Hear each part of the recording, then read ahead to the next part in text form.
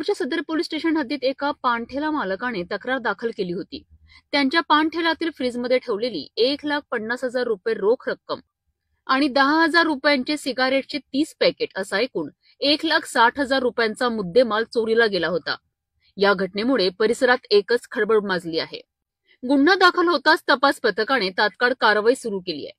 गोपनीय माहिती आणि ठोस पुराव्यांच्या आधारे पोलिसांनी गौरव रवी भोयर वय 25 वर्ष या आरोपीला MIDC परिसरातनं ताब्यात घेतले।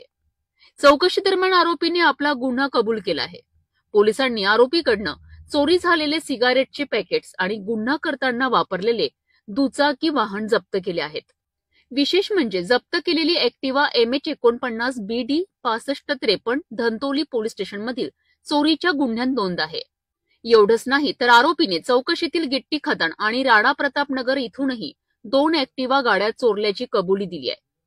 तसेच सदर पोलीस ठाण्याच्या हद्दीतील 3 बॅटरी चोरीच्या घटना आणि ATM फोडण्याचा प्रयत्न यांसारख्या अनेक गुन्ह्यांमध्ये त्यांचा सहभाग असल्याचे निष्पन्न झाले आहे।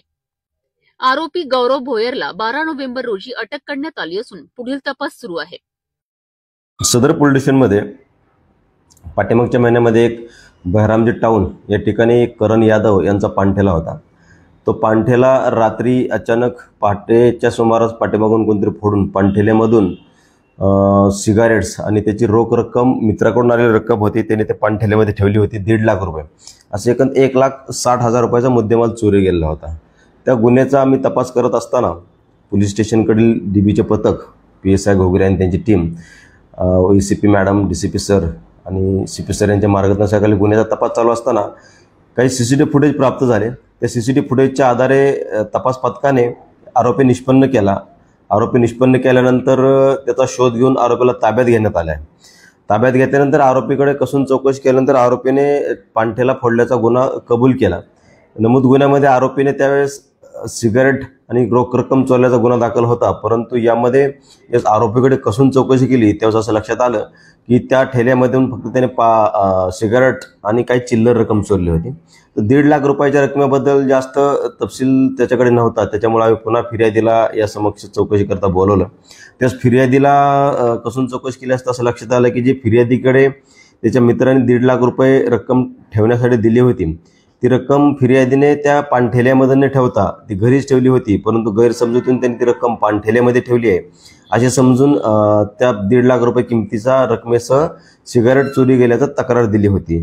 तर संपूर्ण सिगारेट चोरी गेलेले सिगारेटचे मुद्देमाल तसेच एकूण 1.5 लाख रुपये रक्कम फिर्यादीकडून हस्तगत करून गुन्ह्यामध्ये जप्त करण्यात आले।